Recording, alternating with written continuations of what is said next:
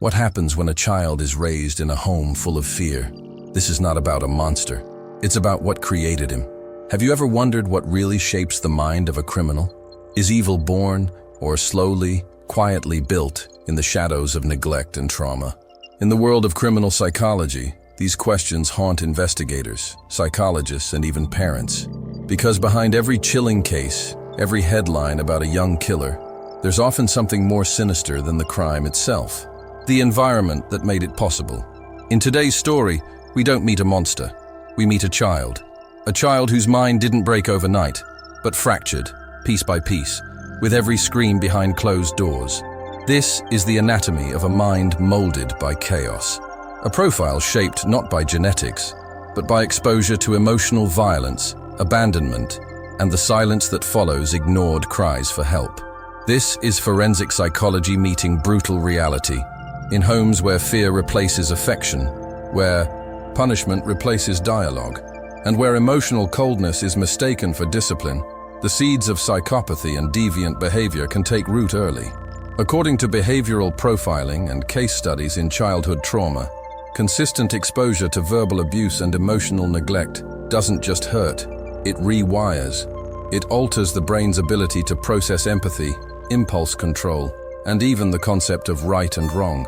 And the signs, they're always there, hidden in drawings, whispered in class, staring back in silence from a child's eyes.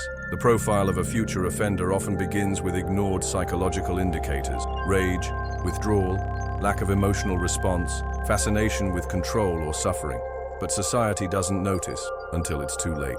This story is not fiction. It is a case rooted in reality, one that invites us to look deeper, not at the act, but at the criminal mind behind it, at what happens when a boy is punished not for doing wrong, but for simply being vulnerable, when his only coping mechanisms are isolation, fantasy, and silence.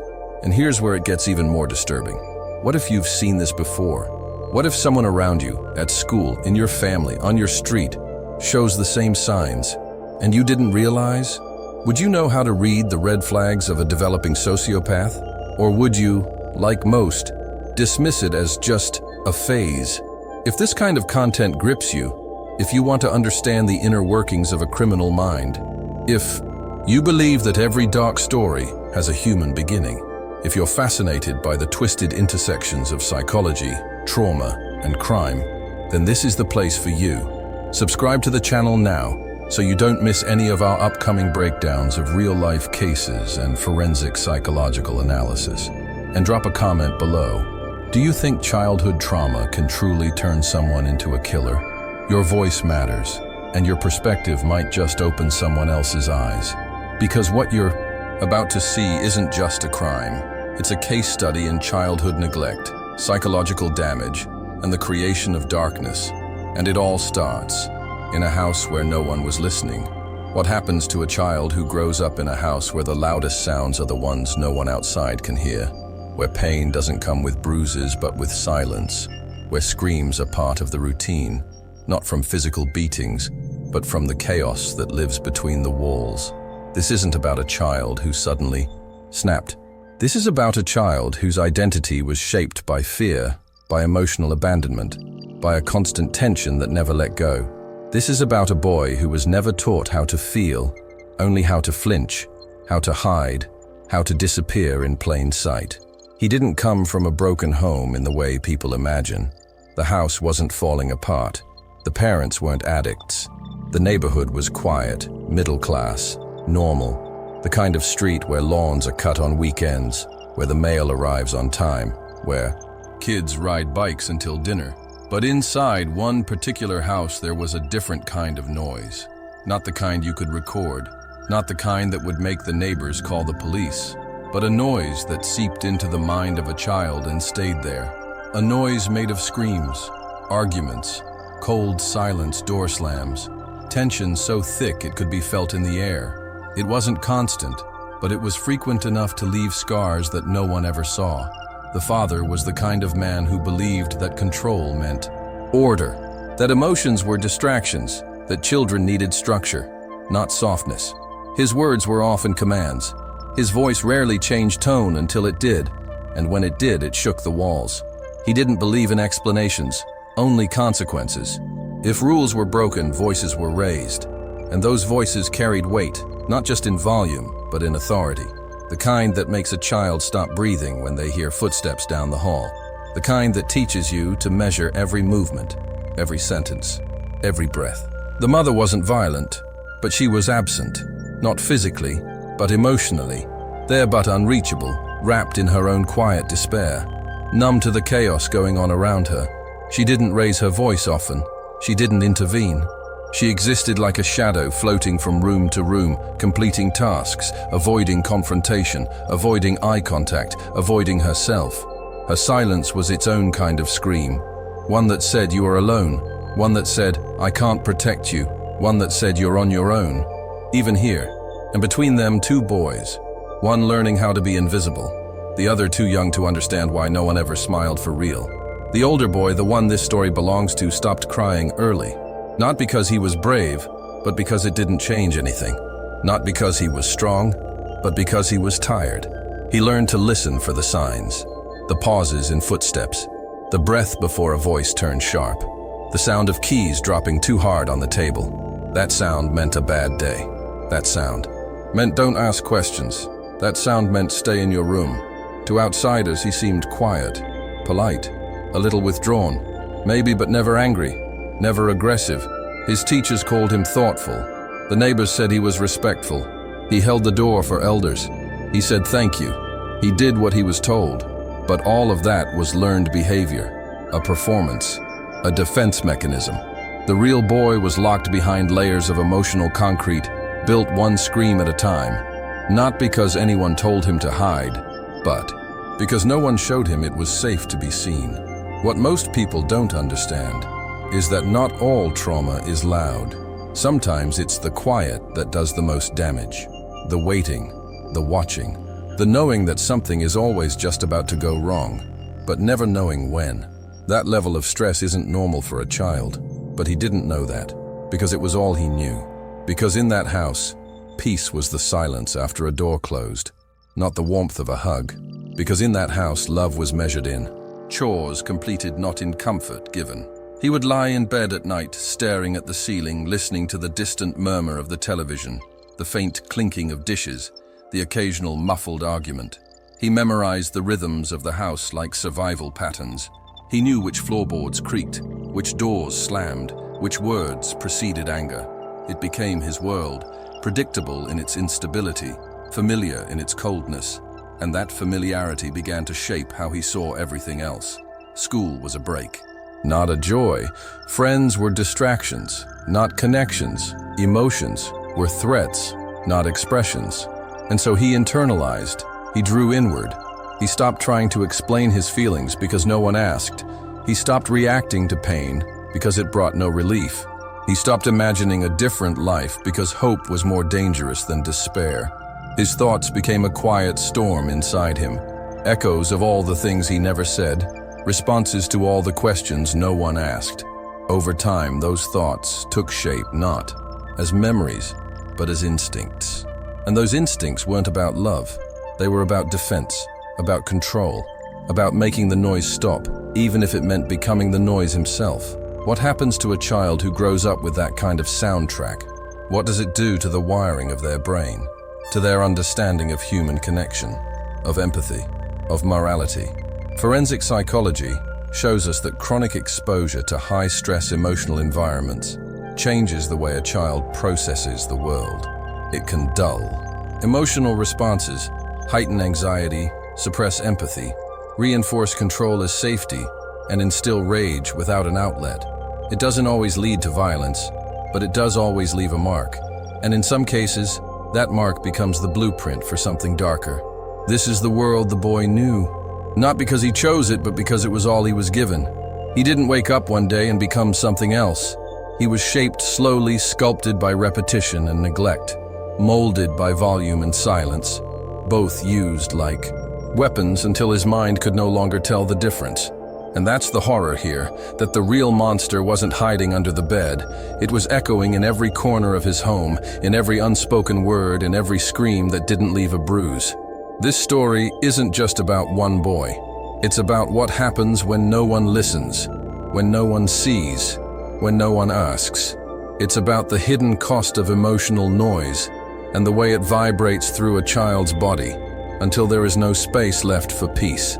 It's about how a child learns that love is conditional, that safety is temporary, that the only way to be heard is to make a sound that finally silences everything else. And that is where we begin. No one looked twice when he passed by. He was just another quiet kid in a quiet town, the kind who doesn't make noise, doesn't stir trouble, doesn't draw attention. His clothes were always clean, sometimes a little too perfect, as if ironed with the kind of precision that wasn't about pride, but about avoiding criticism. His hair was neatly combed, his shoelaces always tied, his backpack never out of place. That kind of order in a child's appearance often comforts adults. It signals good parenting, stability, care. But in criminal psychology, that level of control can also be a mask, a cover for an environment where perfection is demanded, not nurtured, and where any flaw becomes a reason for punishment. At school, teachers saw him as well-behaved.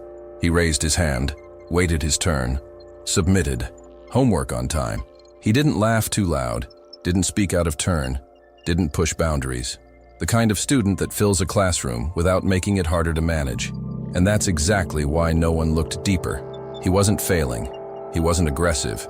He didn't disrupt the system. He adapted to it flawlessly. But adaptation, in children exposed to emotional trauma, can be deceptive. It often isn't about understanding or cooperation.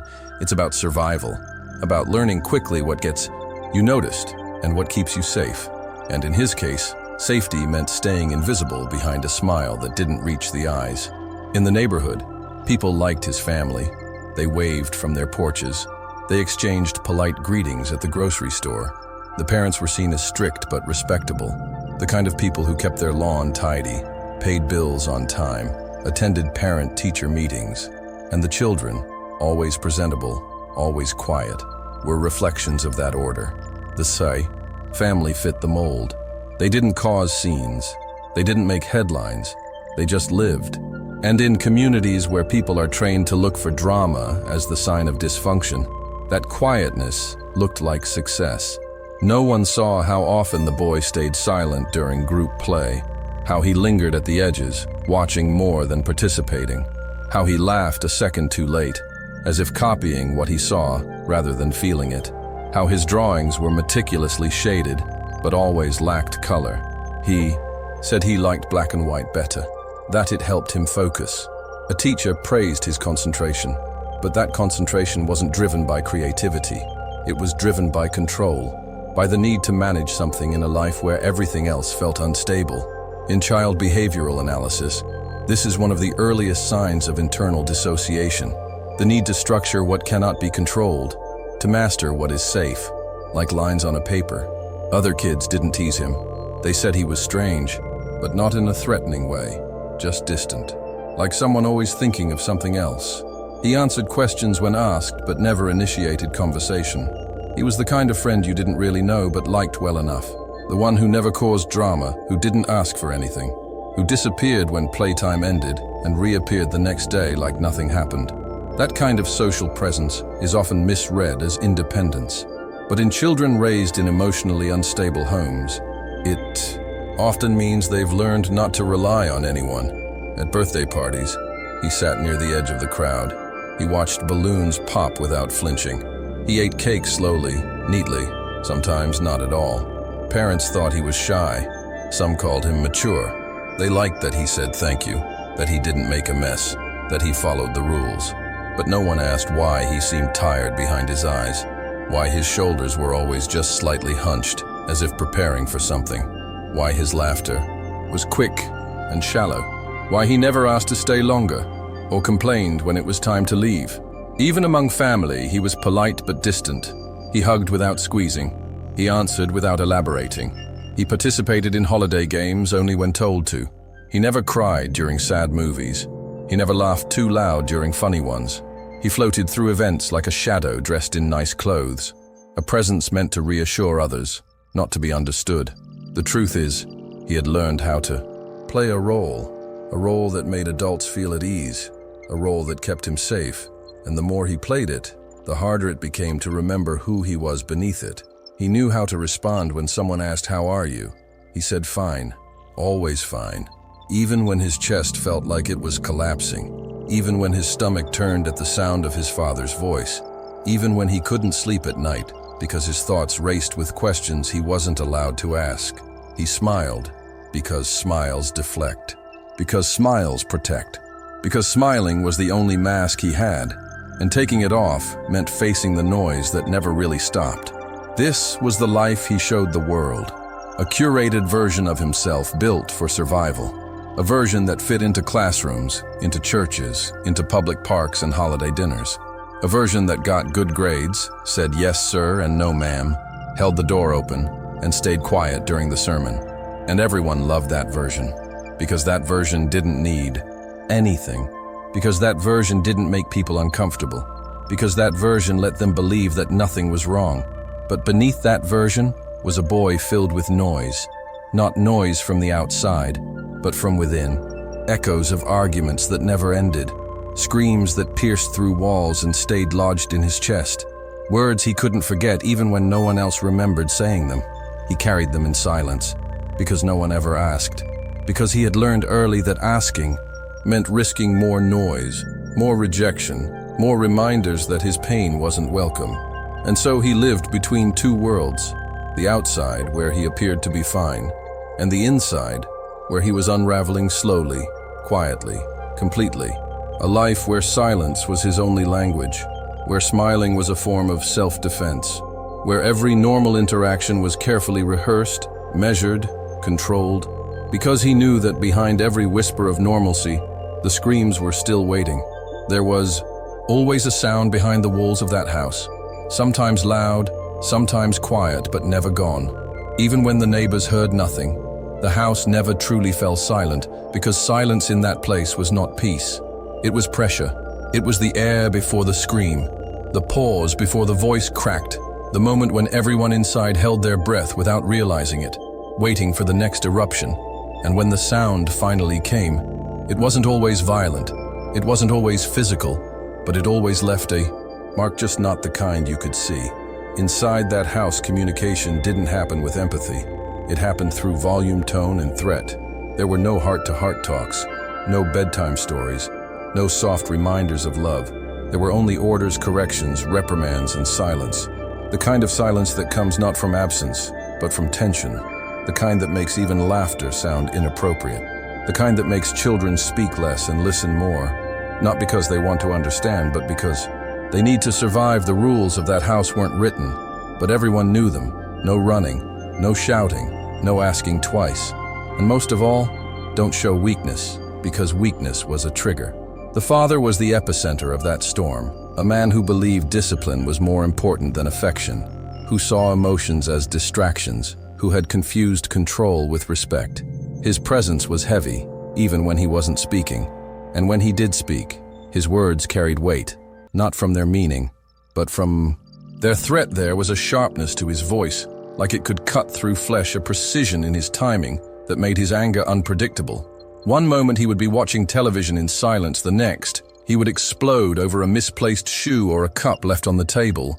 That suddenness became a form of psychological conditioning, the kind that teaches children to live in a state of constant alertness, a behavior known in trauma psychology as hypervigilance. The mother was the contrast, not because she brought balance, but because she brought absence. She was there, and yet not. She cooked meals, she cleaned the floors, she washed the clothes, but her emotional presence was a void. She didn't speak unless spoken to, and even then her words were clipped unfinished, like someone conserving energy to stay afloat. Her silence was louder than the father's shouting, because it was permanent. It said without words that no help was coming, no comfort was available, no softness existed here.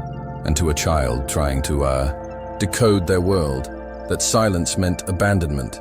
The boy learned quickly how to exist in that space. He learned which floorboards creaked, which doors squeaked, which hours were safe. He moved like a shadow, not because he was invisible, but because he had to be to avoid being targeted, to avoid triggering the chaos. He kept his room clean, not out of pride, but out of fear. He did his chores without being asked, not because he wanted to help, but because he knew that being needed meant being noticed, and being noticed meant being punished, sometimes not with hands but with words, with silence, with cold stares that lasted longer than any slap. Punishments in that house didn't always look like punishments.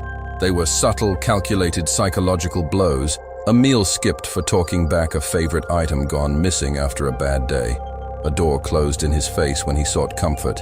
These actions didn't leave marks on skin, but they etched themselves into the child's understanding of love, of safety, of worth. Forensic psychologists refer to this as relational trauma, a kind of wound inflicted not by what is done, but by what is denied. It's the trauma of not being held when you cry, of not being heard when you speak, of not being seen when you try. The boy's younger brother reacted differently. He cried louder, he resisted more, and because of that he received more direct discipline. He was shouted at, more punished, more isolated, more. And the older brother watched and learned.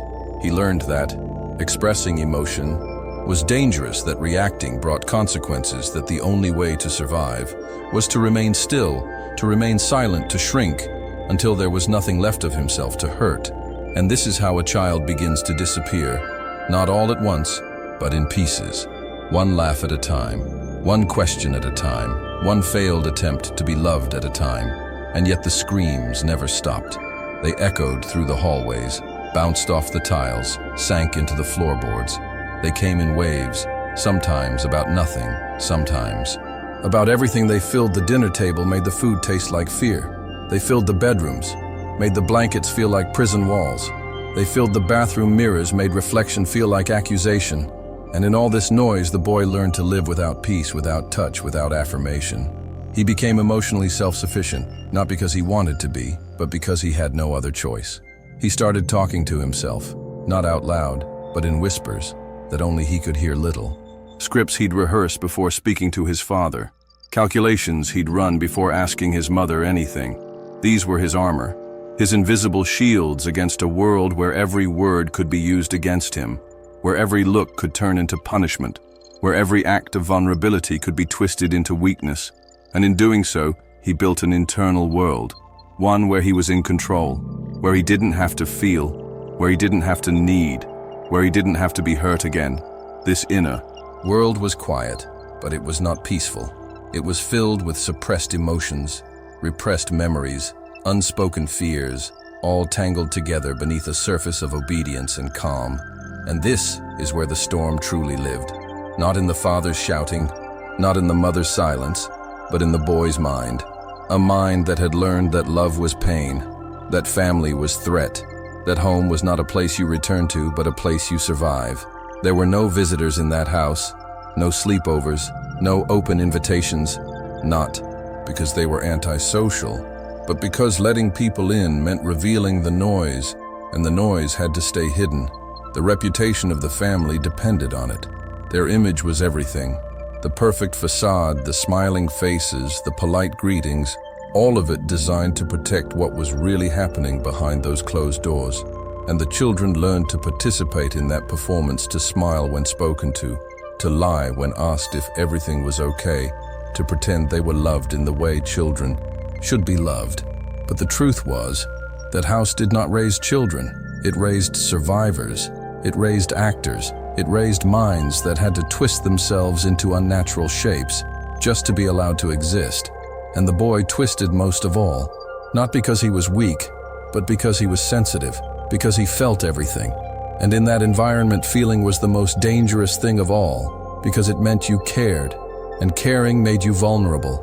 And in a house that screamed vulnerability was the first thing to be crushed. Before you continue with this content that reveals the hidden side of human behavior, you need to check out the ebook, Manipulation. Inside, you'll uncover the mechanisms behind mind control, behavioral influence, and the silent strategies used by people who manipulate their environment without being. It's a true map of the mind. You'll learn how real psychological control technique and how some individuals camouflage, strike, and influence others while staying invisible. You need to take this knowledge to the next level, because in the psychological game, those who don't understand become pawns. After the video ends, open the link in the description and get the ebook. There is a moment in the mind of every child when pain stops being something felt and becomes something stored. Not because it stops hurting, but because it becomes too familiar, too constant, too normalized to trigger reaction. This was the moment his internal world began to change, not all at once, not in some dramatic collapse, but slowly, like water eroding stone. His emotions started to retreat, not as an act of rebellion, but as a defense mechanism, something subconscious, something necessary to keep functioning inside a structure where feeling anything meant opening yourself up to be wounded again and again and again. He stopped asking questions, because questions brought attention, and attention brought danger. He stopped seeking affection, because affection was unreliable, unpredictable. Something offered one day and weaponized the next. And so he adapted not by growing stronger, but by growing harder. Harder to read, harder to reach, harder to hurt. And this hardening is not strength, it is emotional suppression. And suppression is not silence, it is noise buried so deep it starts to vibrate beneath the surface, waiting for a crack to escape through. In clinical psychology, this process is often seen in children exposed to prolonged emotional trauma, the development of dissociative patterns, where the child detaches from their feelings as a way to navigate chaos. He started drawing more, but the drawings changed before they were landscapes, or superheroes, or animals. Now they were stark, cold, emotionless. He sketched houses with no windows, trees with no leaves, faces with no eyes. And when asked why, he said nothing or simply shrugged. He didn't know how to explain that the images weren't things he saw, but things he felt.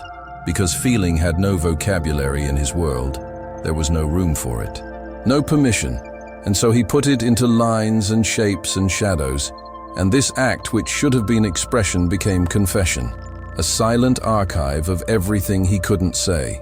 His teachers began to notice the change, not enough to act, not enough to raise alarms, but enough to comment in passing that he seemed distant, that he seemed to drift during lessons, that he was more withdrawn, more robotic in his routine. One teacher praised his discipline, said she wished more students were like him. Quiet, focused, respectful. But in the context of forensic behavioral analysis, those traits take on different meaning. They become signs of suppression, signs of emotional numbing, signs of an internal world beginning to separate from the external reality. At home, he stopped reacting to arguments. He didn't flinch when voices rose. He didn't cry when insults were thrown. He didn't speak unless spoken to. And even then, his answers were mechanical, functional, precise, like someone reading from a script he had memorized long ago, survival dialogue, nothing more. And when things were thrown, when doors slammed, when the house shook with rage, he simply stood still or walked away, not out of defiance, but because he had learned that emotional neutrality was safer than resistance, safer than vulnerability, safer than being a child in a place that punished feeling. In his room, he began creating patterns, lining up books symmetrically, stacking objects by size, arranging things by color. These rituals gave him control, not over his environment, but over himself. They were anchors to remind him that not everything had to be chaos. Not everything had to be loud. This behavior mirrors what clinical experts identify as compensatory routines, a coping strategy used by children in abusive environments to reclaim a sense of agency, a way to create order in a world that offered none. There were moments when his coldness broke, but not in ways that suggested healing. There was a time he found a dead bird in the yard, and instead of burying it or walking away, he just sat and stared at it for what seemed like hours. A neighbor saw him, unmoving, eyes locked on the lifeless body, and when asked what he was doing, he simply replied, "Watching the quiet." And in that answer there was no cruelty, no malice, just detachment, pure emotional flatness, the kind often linked to early signs of psychological dissociation, where death becomes more fascinating than frightening, because fear requires emotional investment, and he no longer knew how to invest.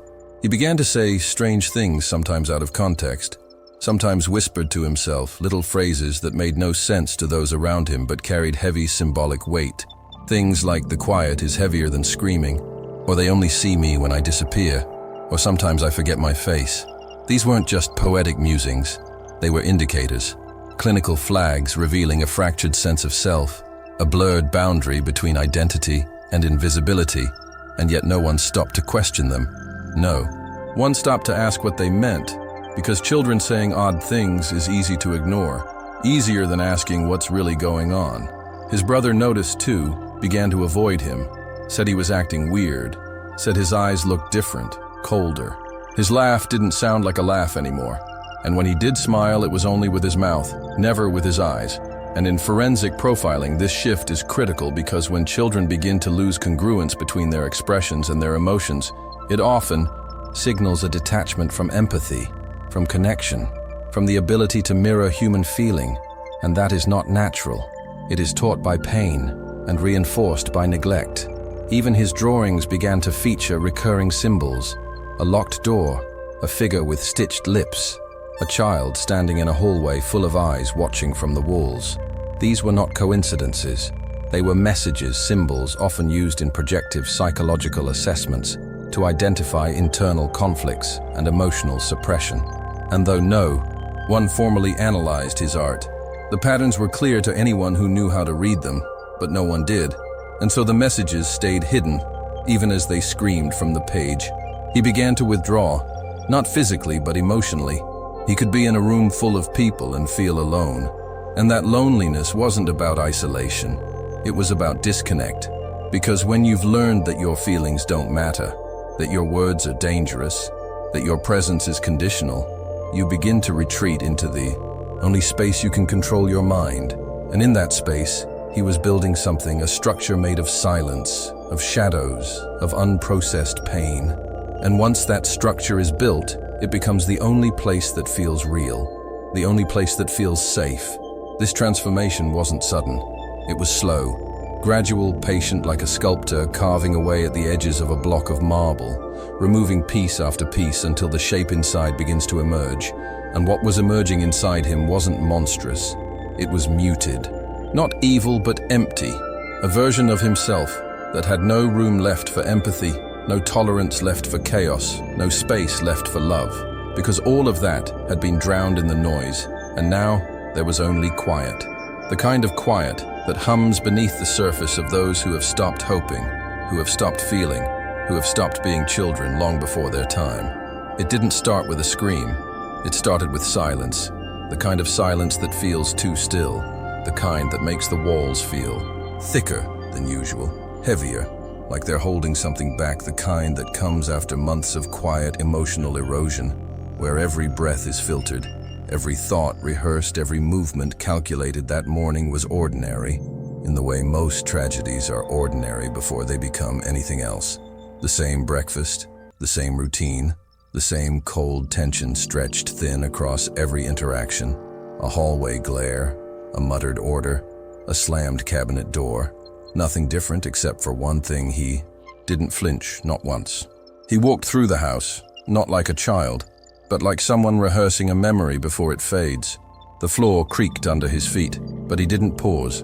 The hallway, light flickered, but he didn't look up. His father was at the table sipping coffee, scrolling through his phone, oblivious or pretending to be, and his mother was in the kitchen mechanically moving through her checklist, cleaning dishes, wiping counters, avoiding eye contact, and his brother still asleep, unaware that his world would never be the same within the hour. The boy moved without hesitation.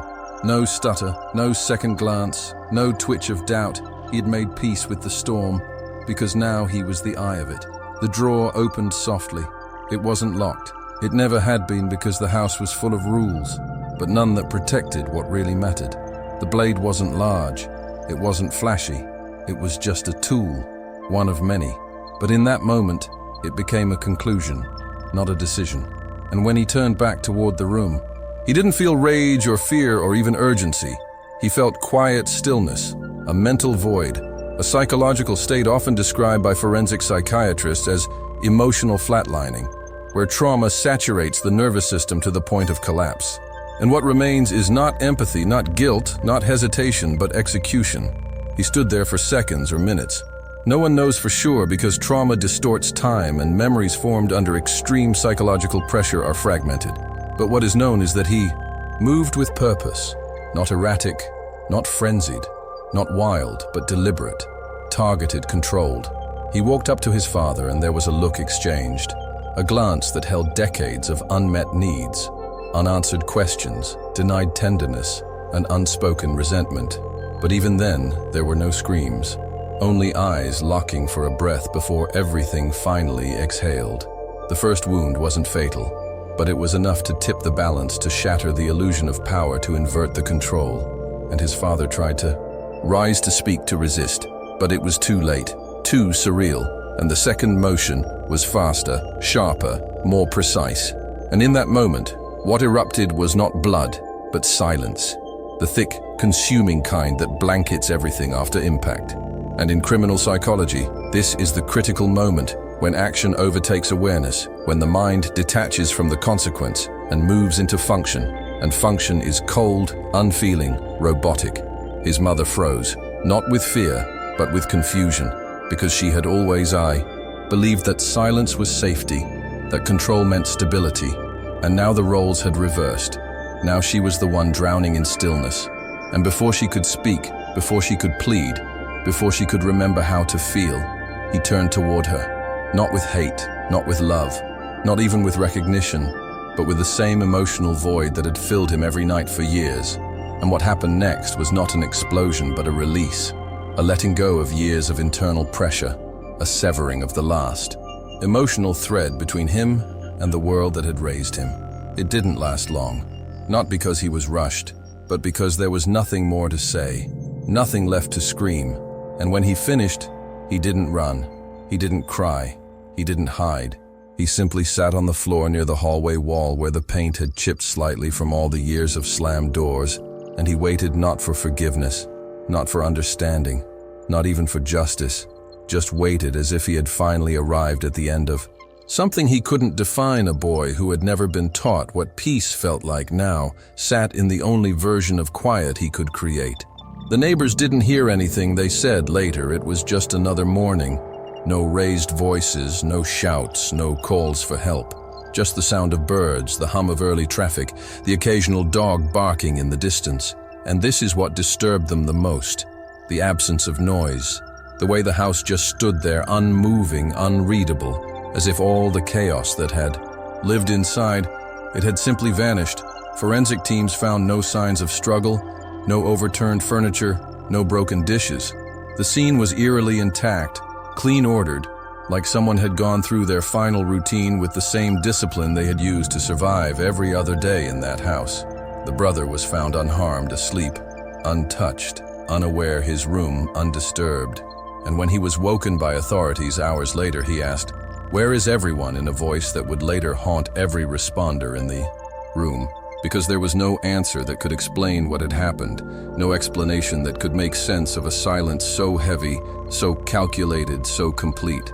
And in the interviews that followed, the boy didn't offer a story. He didn't offer a motive.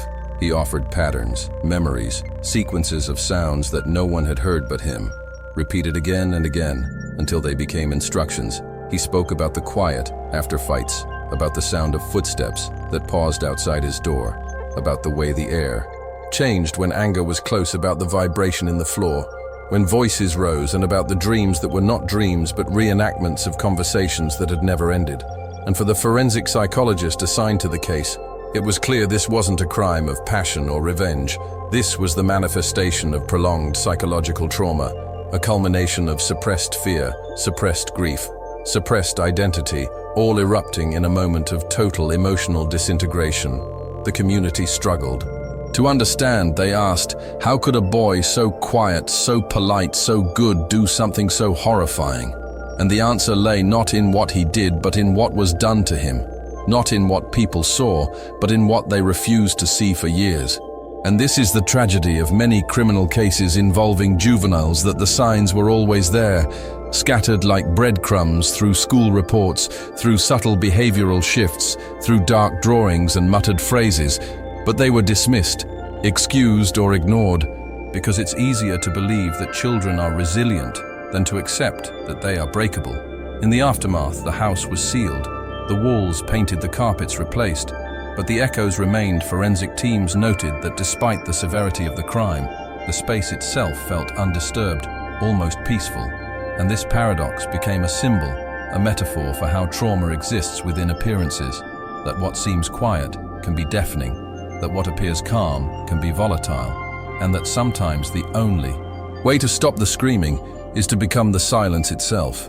Dr. Laura Vensky, forensic psychologist with 2 decades of experience in childhood trauma and deviant behavior, was brought in after the incident to analyze the emotional and psychological layers behind the crime. Her conclusion was not centered on rage, not on revenge, not even on intent. Her focus was on pattern recognition and emotional dissociation. In her report, she stated that the boy did not display the typical indicators of antisocial personality disorder, nor did he show signs of psychosis or hallucinations. What he showed instead was something far more complex and far more common than most people are willing to admit. He showed the psychological architecture of a child raised not with violence as the main tool, but with noise, with pressure, with silence as punishment, and unpredictability as routine. She described it as the trauma of anticipation, the trauma of never knowing when the next scream would come, or why it would come, or who it would hit. She noted that when a child lives in a home where emotional regulation is absent, where parental figures project unresolved rage or emotional coldness, they begin to internalize those inconsistencies, not as reflections of others, but as reflections of themselves. Children believe that love should be earned, that quiet means safety, that punishment is deserved, and that being invisible is the best way to avoid pain. Dr. Vensky pointed out that over time this leads to what is known in psychological terms as affective flattening, a condition where the emotional responses of a person begin to dim, not because they feel less, but because they've been trained not to feel at all. They become masters of silence, of self-containment, of masking. And when these children reach a point of cognitive overload, when the emotional bandwidth is full, when the internal world has been stretched to the edge, what emerges is not explosive anger but mechanical detachment. What emerges is not a monster but a mirror of what they absorbed. In her words, the crime was not an act of evil. It was a final scream, a scream that had no sound, because it had lived inside a mind for too long without escape, without interpretation, without validation. And when society meets that kind of silent scream with shock, it reveals how deeply we fail to listen to the quiet cries that precede it. We wait until the blood is visible, until the violence is public, until the damage is irreversible, and only then do we ask why. But what? If we had asked sooner, what if we had seen the early symptoms, the cold look, the disturbing drawing, the cryptic phrase, the avoidance, the stiffness, the silence? What if we had chosen to look beyond the polite smile, the clean clothes, the perfect grades? What if, instead of asking what is wrong with him, we had asked what happened to him? And maybe the most difficult question of all is this: did we create the monster we now fear? Or did we simply leave a child alone with the echoes of his own pain, a pain that no one bothered to decode, a silence that no one dared to question, and a scream that no one thought could be silent? Let that question stay with you. And if you've made it this far, tell me in the comments what you believe was the moment he truly disappeared. Not the moment of the crime, but the moment his innocence quietly folded under the weight of everything he could never say. Your perspective is a part of this story too, and I want to read it. And before you go, I need you to understand this. What you watched was just one story, one mind shaped in silence. But the next video will take you deeper into another mind, one that looks different, but carries the same weight of unanswered questions and hidden screams. You're not ready for it, but you need to see it. Trust me, it's connected in ways you won't expect, and the darkness it reveals might be even closer than you think. So don't just leave this story behind. Carry it, and meet me in the next one. Because what's coming is not just another case. It's a reflection of something most people try very hard to avoid in themselves, and it starts where this one ended, in the silence.